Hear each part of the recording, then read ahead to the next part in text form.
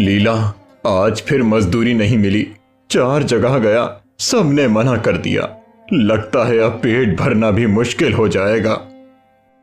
मैंने सुबह कहा था ठाकुर साहब के यहाँ चले जाते। सुना है उनके खेत में काम करने वालों की जरूरत है।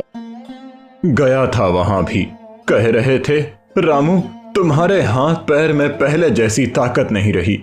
एक बूढ़े से क्या उम्मीद करें। बाबा, मैं काम कर लूंगा। स्कूल के बाद खेत में हाथ बटा लूंगा। इससे आपकी मदद भी हो जाएगी और मुझे स्कूल जाने का भी समय मिल जाया करेगा। नहीं बेटा, अभी पढ़ाई ही पूरी करो। खेत में काम करना आसान नहीं। खेत में काम करने के लिए अभी तुम बहुत छोटे हो। मन लगाकर पढ़ाई करो ताकि तुम्हें मेरी तरह खेतों में काम न करना पड़े। बात तो ठीक है, मगर पेट की आग पढ़ाई नहीं देखती। घर में अनाज के नाम पर कुछ नहीं बचा। आज तो जैसे तैसे गुजारा कर लिया, कल क्या होगा? घर का सारा अनाज खत्म हो चुका है। भगवान भरोसे हैं लीला। हर रोज मैं उम्मीद लेकर निकलता हूँ, पर खाली हाथ लौट कर आता हूँ। मैं और क्या करूँ? मुझे कोई काम भी तो नहीं देता। कल सुबह गांव के ठाकुर से काम मांगूंगा, कुछ तो मिलेगा ही। ठाकुर साहब से? अरे, पिछली बार भी तो टाल दिया था। उनका भरोसा मत करना। क्या करूं? दूसरा कोई चारा ही नहीं दिखता। बाबा, अगर पैसे होते तो हम भी अच्छे कपड़े पहनते, मिठाई खाते ना।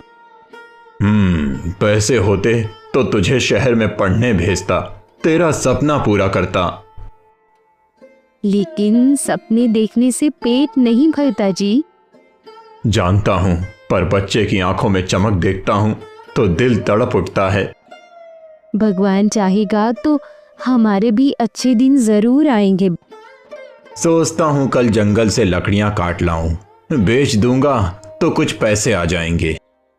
लेकिन जंगल जाना खतरनाक है। सुना है वहाँ जंगली जानवर घूमते हैं।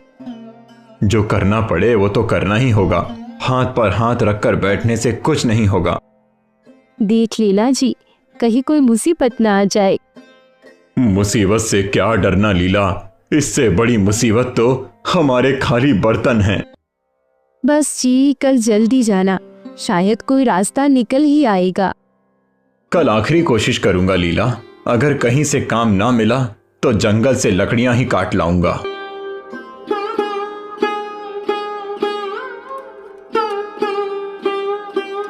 अगली सुबह रामू भोर होते ही उठ गया। फटे पुराने कपड़े पहनकर खाली झोला लिए काम की तलाश में निकल पड़ा। आज तो कुछ ना कुछ करके ही लौटूंगा।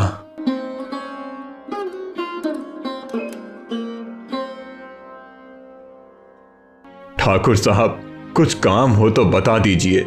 घर में भूख से हाल बुरा है। रामू, अब तुमसे काम होगा। जवान लड़के चाहिए, बूढ़े से क्या होगा। साहब, कोशिश करूंगा। जितना कहोगे उतना करूंगा। बस कुछ काम दे दो। अच्छा, मेरे बाग में घास उखाड़नी है। सुबह से शाम तक काम करना होगा।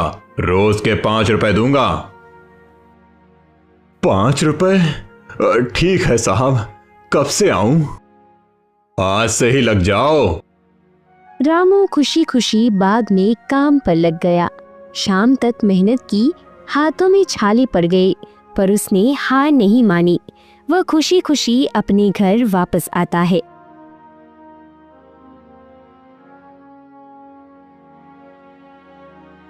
क्या हुआ जी, काम मिला? हाँ, ठाकुर साहब के बाग में काम मिला है। बाबा, आज अच्छा खाना मिलेगा ना?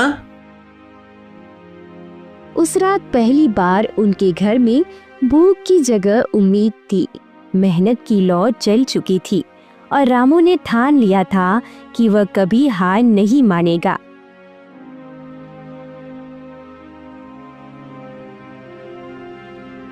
अगली सुबह रामू उत्साह से भरा ठाकुर के बाग में पहुंचता है, आंखों में उम्मीद की चमक। जैसे ही वह बाग के अंदर जाता है, देखता है कि वहां पहले से ही एक आदमी काम कर रहा है। अरे, ये कौन काम कर रहा है? ओ भाई, कौन हो तुम? क्या काम है? मेरा नाम रामू है। ठाकुर साहब ने कल मुझे यहाँ काम पर रखा था। तुम यहाँ क्या कर रहे हो? मेरा नाम रघु है। ठाकुर साहब ने ही रखा है। सुबह से काम कर रहा हूँ। लेकिन उन्होंने तो मुझसे कहा था कि बाग की घास उड़ानी है। भाई, मैं क्या करूं? मुझे तो बस काम के लिए बुलाया गया। तुम ठाकुर साहब से ही पूछ लो। रामू हैरान होकर इधर उधर देखता है। तभी ठाकुर साहब बाग में आते हैं। क्यों रामू, सुबह सुबह कैसे आना हुआ? साहब, आप ही ने तो कल कहा था कि बाग में घास उखाड़ने का काम कर देना। मैं तो उसी के लिए आया हूँ। लेकिन ये रघु। हाँ हाँ, कहा तो था, लेकिन अब काम की जरूरत नहीं, रघु को रख लिया है। मगर साहब, आपने मुझसे वादा किया था। मेरे घर में खाने को कुछ नहीं है। मेरी हालत देखिए। अरे ज्यादा भावुक मत हो। रघु की पत्नी मेरी घरवाली की जान पहचान की है, इसीलिए इसे काम पर रख लिया। तुमसे ज्यादा भरोसेमंद है। लेकिन साहब, मैंने भी मेहनत की थी। कल पूरा दिन खून पसीना बहाया। अब आप मुझे इस तरह कैसे मना कर सकते हैं? अरे भाई, जरूरत होगी तो बुला लेंगे, अभी तो कोई काम नहीं है। पर साहब, मेरे घर में 2 वक्त की रोटी भी नहीं है। बच्चे भूख से तड़प रहे हैं। मेरे लिए सबकी भूख मिटाना जरूरी नहीं है, समझे? चलो अब यहां से, बेकार की बहस मत करो। साहब, सिर्फ एक पेट की खातिर आया हूं, किसी का हक नहीं मार रहा। आपने वादा किया था। मैंने कहा ना, अब जरूरत नहीं है। रघु को काम पर रख लिया है, बात खत्म। रामू भाई, माफ करना। मैंने जब काम मांगा तो साहब ने हाँ कर दी। मैं मजबूर हूं। मजबूर तो मैं भी हूं रघु, मगर अब क्या करूं? ठाकुर साहब, एक मौका दे दीजिए। सुबह सुबह दिमाग मत खराब करो। कहा ना, जरूरत पड़ी तो फिर बुला लेंगे। अब चलते बनो। साहब, कम से कम कल की मजदूरी तो दे दीजिए। अरे कौन सी मजदूरी? एक दिन के काम से कोई अमीर नहीं बन जाता। जाओ यहां से। पर साहब। देखो रामू, ज्यादा बातें मत बनाओ। मेरे पास वक्त नहीं है, जरूरत होगी तो खुद बुला लूंगा। पर साहब, मेरे बच्चे भूखे हैं। तो क्या करूं? मेरा घर नहीं चला रहे तुम। अब चलो, भागो यहां से। रामू का गला सूख गया, आंखों में आंसू आ गए। वह चुपचाप सिर झुकाकर लौटने लगा। रामू भाई, बुरा मत मानना, मेरी भी मजबूरी है। तेरी क्या गलती रघु? गलती तो मेरी किस्मत की है। रामू भारी कदमों से ठाकुर के बाग से लौटता है। माथे पर पसीना, दिल में उदासी और आंखों में चिंता। घर के दरवाजे पर पहुंचकर उसने धीरे से पुकारा, लीला, दरवाजा खोल। दरवाजा खुलता है। लीला की आंखों में उम्मीद की झलक थी, पर रामू का चेहरा देखते ही वह समझ गई कि कुछ ठीक नहीं हुआ। क्या हुआ जी? काम मिल गया? नहीं, ठाकुर ने मना कर दिया। मना कर दिया? पर क्यों? कल ही तो कहा था कि काम मिलेगा। बता रहा हूँ, सब बता रहा हूँ। तो जल्दी बताइए ना, यूं चुप क्यों खड़े हैं? बोलिए जल्दी। जब मैं बाग में पहुंचा तो वहां पहले से ही एक आदमी काम कर रहा था, रघु नाम का। क्योंकि उनकी बीबी ठाकुर की घरवाली की जान पहचान की है। अपने ही लोग अपनों को काम देंगे ना, हमें क्यों देंगे? ठाकुर को फिर से बोलकर देखते हैं, शायद। अरे, उसने साफ मना कर दिया। कहता है काम नहीं है, जरूरत होगी तो बुला लेंगे। जब जरूरत होगी तब तो हम भूखे मर जाएंगे। और राघव, उसका क्या? वो भी तो हर रोज भूख से बिलखता है ना। सुनो जी, एक बात कहूं? बोलो। जंगल से लकड़ियां काट लाओ, बेचेंगे तो कुछ पैसे आ जाएंगे। कम से कम 1-2 दिन का गुजारा तो हो ही जाएगा। सोच ही रहा हूं, मगर जंगल जाना आसान नहीं है। सुना है वहां जंगली जानवर घूमते हैं। तो क्या भूखे मर जाए?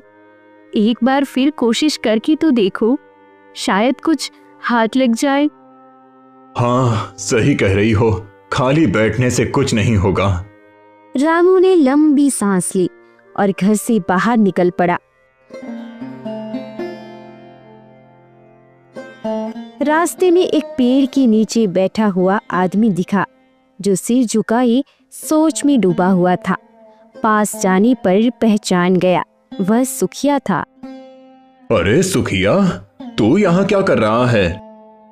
क्या बताऊं भाई, मन भर गया है। क्यों रे, क्या हुआ? वही जो तेरे साथ हुआ, काम से निकाल दिया।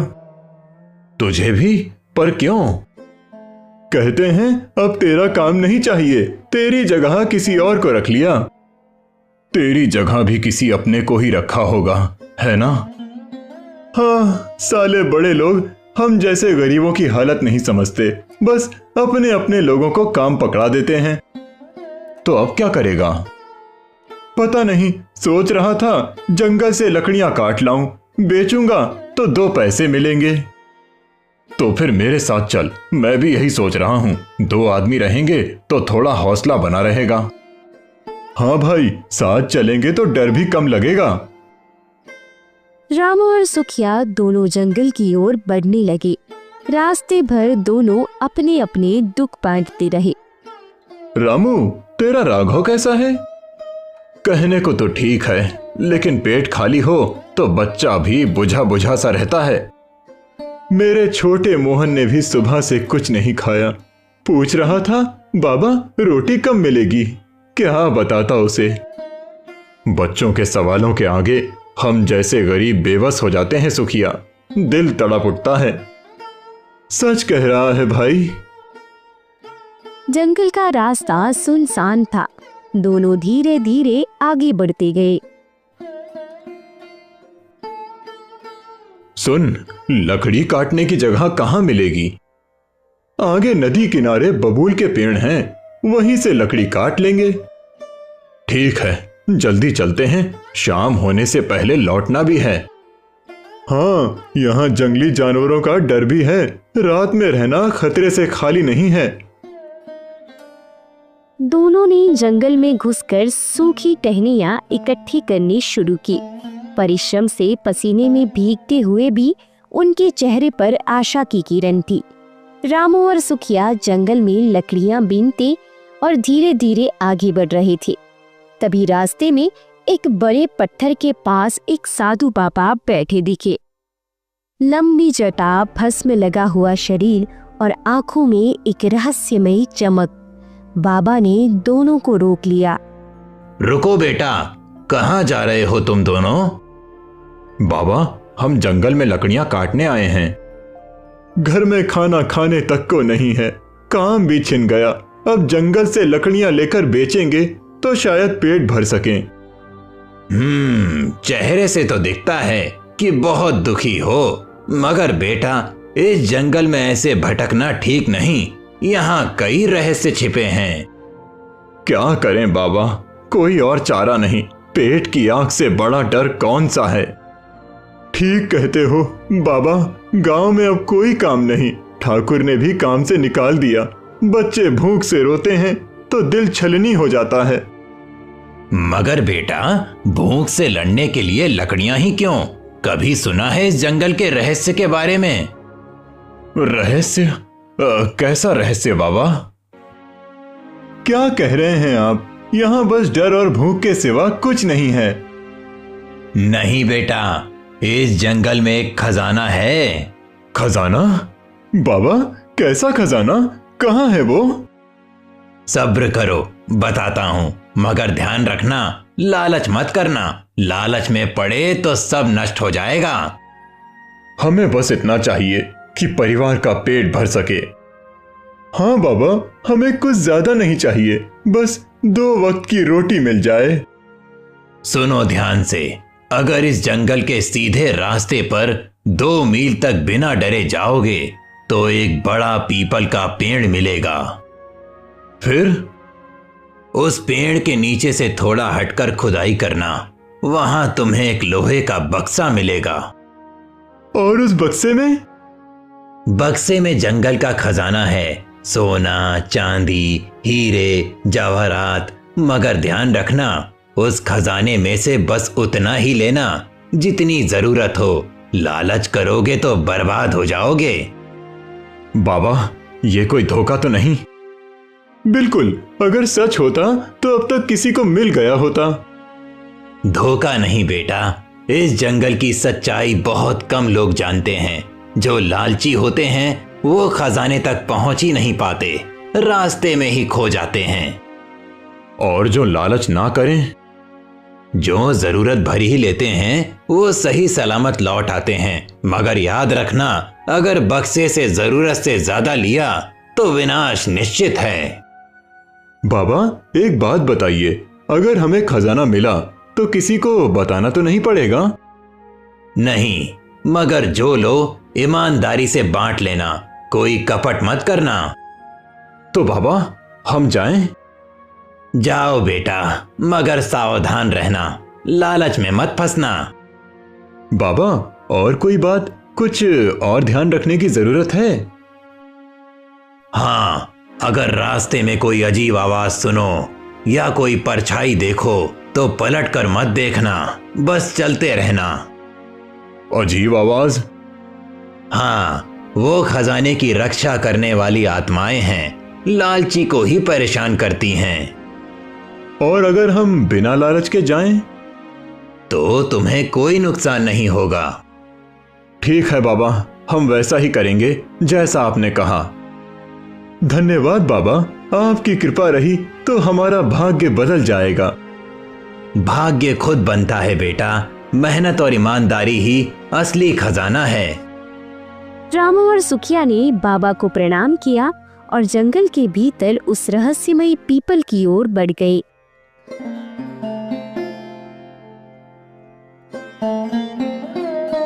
रामू और सुखिया जंगल के भीतर बढ़ रहे थे। दोनों के चेहरे पर उत्सुकता और हल्का डर साफ झलक रहा था। रास्ता घना और अंधकारमय था। पत्तों की सरसराहट और दूर से आती रहस्यमयी आवाजें माहौल को और भी डरावना बना रही थी। रामू, सच बताओ, तुम्हें डर तो नहीं लग रहा? थोड़ा तो लग रहा है, मगर भूखे पेट का डर इससे बड़ा है। अगर बाबा की बात सच निकली तो हमारी किस्मत बदल जाएगी। मुझे तो लगता है कहीं ये कोई चाल तो नहीं, जंगल में भला खजाना क्यों दबा होगा? तुमने बाबा को देखा नहीं? वो कोई साधारण आदमी नहीं लगते थे। और फिर हमें क्या करना है, काम तो पहले ही चला गया है। बात तो सही कह रहे हो, लेकिन बाबा ने कहा था कि लालच मत करना, कहीं हमसे कोई भूल ना हो जाए। हम कोई लालच थोड़ी करेंगे, जितनी जरूरत है उतना ही लेंगे। बच्चों की भूख मिट जाए, इतना काफी है। लेकिन अगर कुछ उल्टा सीधा हो गया तो? तब भी क्या, भूख से मरने से तो अच्छा है कोशिश करना। दोनों धीरे धीरे चलते रहे। रास्ते में सूखे पत्तों की चरमराहट के अलावा कुछ सुनाई नहीं दे रहा था। अचानक सुखिया ठिठक गया। रामू, ये देखो, वो सामने क्या वही बड़ा पीपल का पेड़ है? हाँ, लगता तो वही है। बाबा ने कहा था कि 2 मील के बाद मिलेगा, और देखो कितना विशाल है। लेकिन ये पेड़ कुछ अजीब लग रहा है। अजीब तो लग रहा है, पर यही तो खोज रहे थे। चलो जल्दी से काम खत्म करते हैं। रामू ने अपनी कुल्हाड़ी जमीन पर मारी और सुखिया ने झुककर मिट्टी हटानी शुरू की। मिट्टी कुछ नरम थी, जिससे खुदाई आसान हो रही थी। कुछ ही देर में रामू का हाथ किसी ठोस चीज के टकराया। अरे सुखिया, कुछ है यहाँ? क्या क्या सच में? हाँ, लगता है लोहे का बक्सा है। बाबा की बात सच निकली। दोनों ने मिलकर बक्से को जमीन से बाहर निकाला। बक्सा भारी था और जंग लगा हुआ था। रामू ने कुल्हाड़ी से उसकी कीलें खोल दी। बक्सा खुलते ही उनकी आंखें फटी की फटी रह गई। हे भगवान, इतना सोना चांदी, ये सच में खजाना है। मैंने तो कभी सपने में भी इतना धन नहीं देखा। रामू, अब क्या करें? सब ले चले? नहीं, बाबा ने कहा था कि लालच मत करना, हमें सिर्फ अपना जरूरत भर लेना चाहिए। लेकिन इतना सारा सोना देखकर कौन मना कर सकता है? अगर सब ले जाएं तो जिंदगी बदल जाएगी। बिल्कुल, मगर सोचो, अगर कुछ ऊंच नीच हो गया, हम बच्चों के लिए धन ले जा रहे हैं, उनकी जान खतरे में नहीं डाल सकते। ठीक कहते हो, मगर कितना लें? आधा खजाना ले लेते हैं, बाकी यहीं छोड़ देते हैं। आधा? क्या सच में? कहीं हम कोई भूल तो नहीं कर रहे? बाबा ने साफ कहा था, जरूरत से ज्यादा लिया तो विनाश तय है, हमें उनकी बात माननी चाहिए। ठीक है, तुम आधा निकालो, मैं इधर नजर रखता हूं।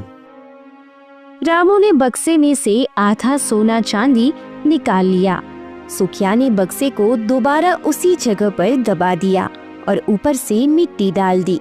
दोनों ने चारों ओर देखा, कहीं कोई देख तो नहीं रहा।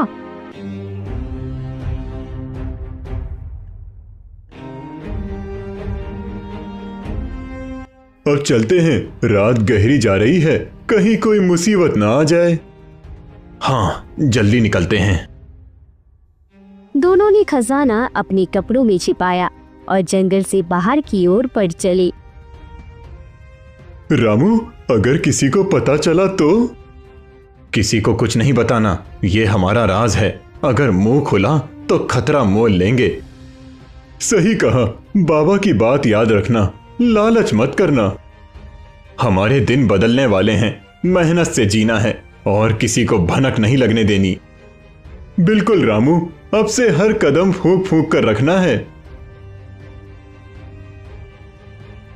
दोनों चुपचाप जंगल से बाहर निकल गए। रामू खजाना लेकर घर पहुंचता है। रात का समय था। रामू के हाथ में एक कपड़े में लिपटा खजाना था। सुनिए, इतनी देर कहाँ लगा दी? मैं तो चिंता में घुली जा रही थी। लीला, आज की रात हमारी किस्मत बदल गई। देखो, भगवान ने हमारी सुन ली। किस्मत? क्या बात कर रही हो? आखिर हुआ क्यों है? देखो, सोना चांदी से भरा खजाना, अब हमारी गरीबी खत्म। हे भगवान, ये कहाँ से लाई? कहीं चोरी चकारी का तो नहीं हो? नहीं लीला, जंगल में मिला है। एक साधु बाबा मिले थे, उन्होंने रास्ता बताया। सुखिया भी मेरे साथ था। आधा खजाना लाए हैं, आधा वहीं छोड़ दिया। लालच मत करना, ऐसा बाबा ने कहा था। क्या सच में? आधा क्यों छोड़ा? सब क्यों नहीं ले आए?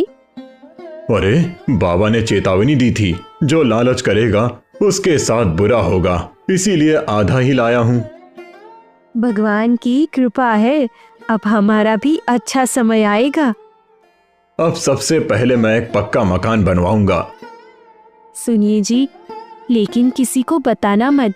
गांव में लोग बहुत चलते हैं, नजर लग जाएगी। बिल्कुल, किसी को कुछ नहीं बताएंगे, चुपचाप अपनी जिंदगी बदलेंगे।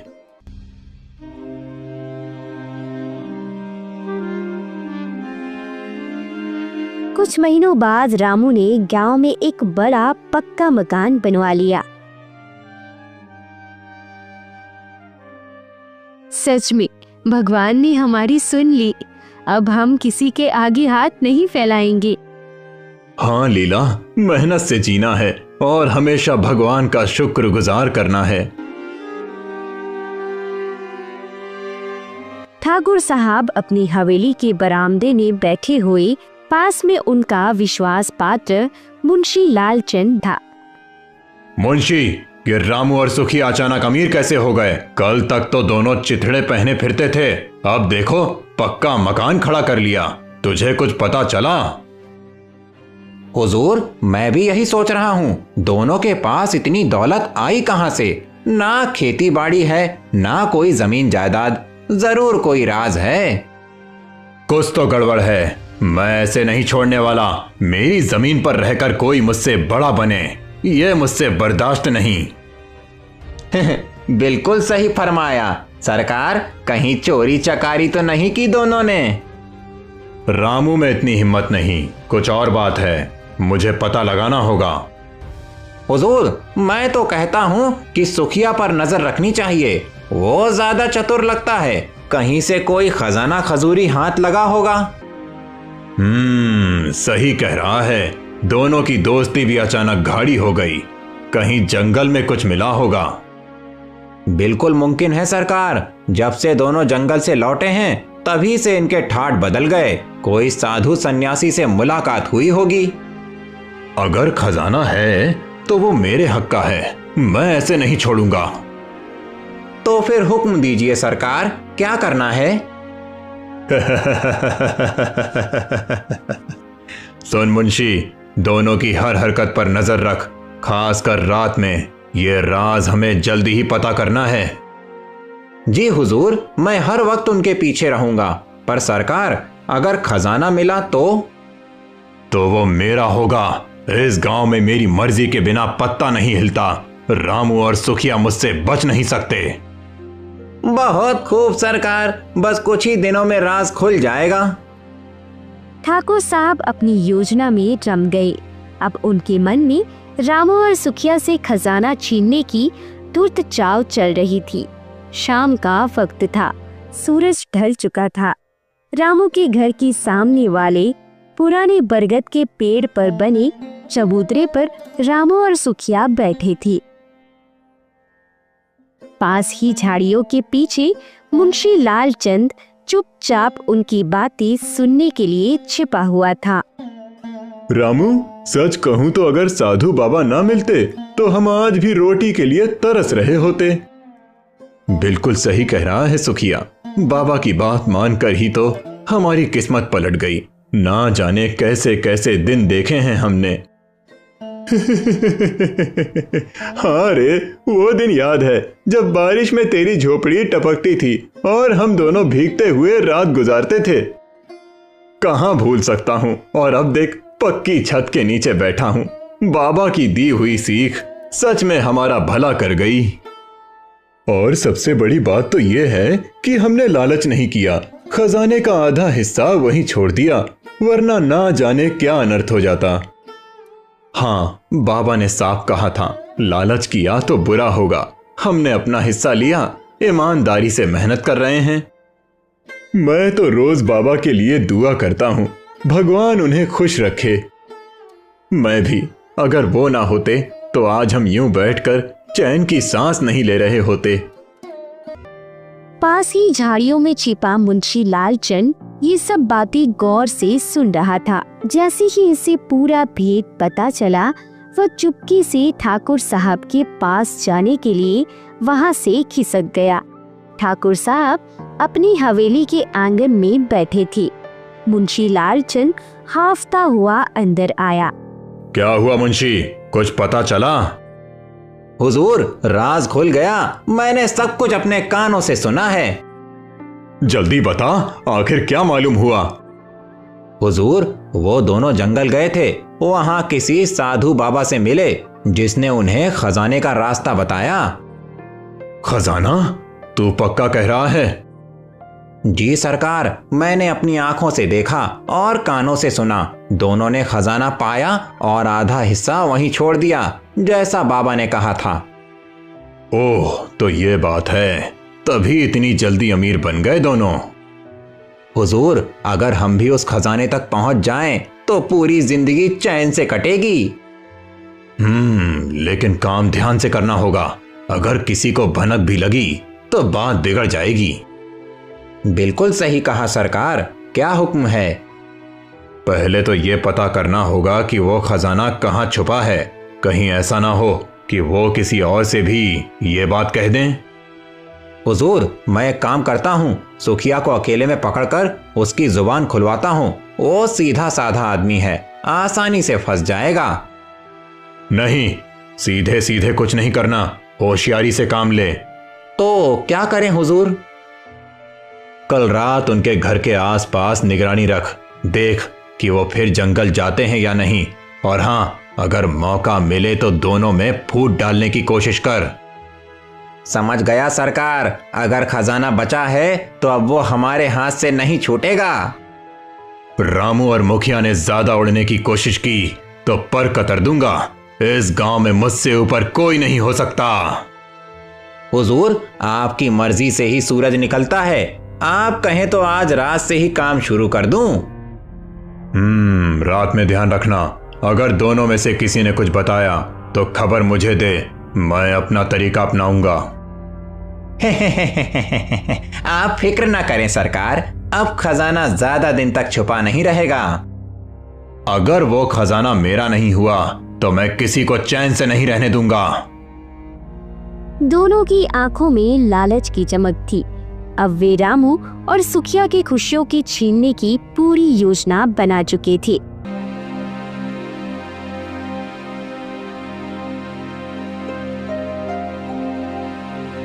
अगले दिन की सुबह थी।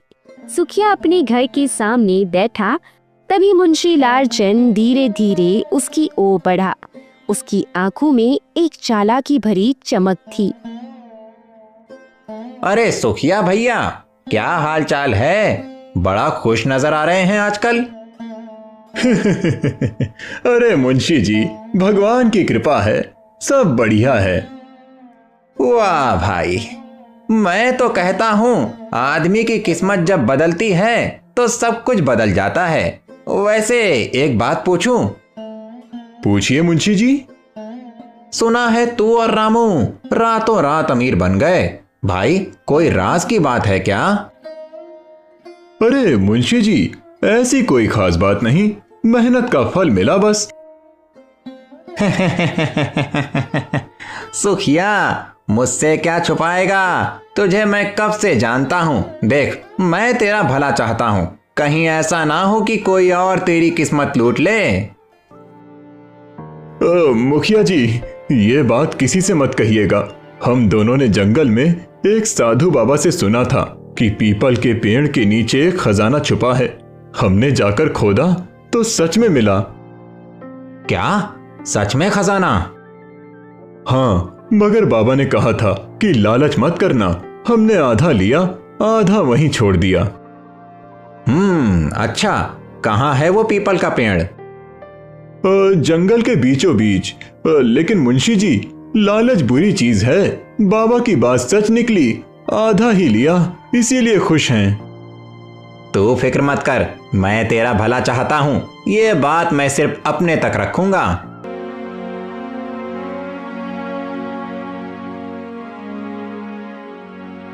हुजूर, हुजूर, राज खुल गया। जल्दी बता। जंगल में एक पीपल के पेड़ के नीचे खजाना है। आधा खजाना तो वो ले गए, लेकिन आधा खजाना अभी भी वहीं दबा है। तो देर किस बात की, आज ही चलकर उठा लेते हैं। मैं कोई सुखिया रामू नहीं कि लालच से डर जाऊं। हुजूर, आज रात को ही निकलते हैं, कोई देख ना ले।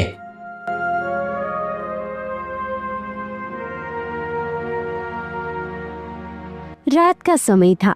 चांदनी में हल्का उजाला फैला था। ठाकुर और मुंशी कुदाल और फावड़ा लेकर जंगल में पहुंचे। पीपल का पेड़ उनके सामने खड़ा था। यही है वो जगह? हाँ हुजूर, यही बताया था।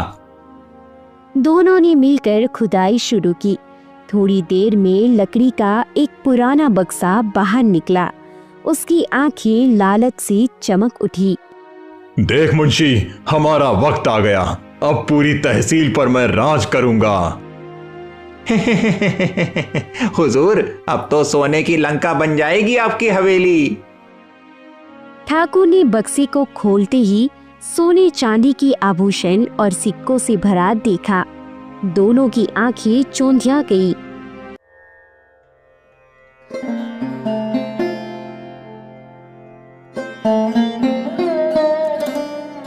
कुछ महीने बीत गए।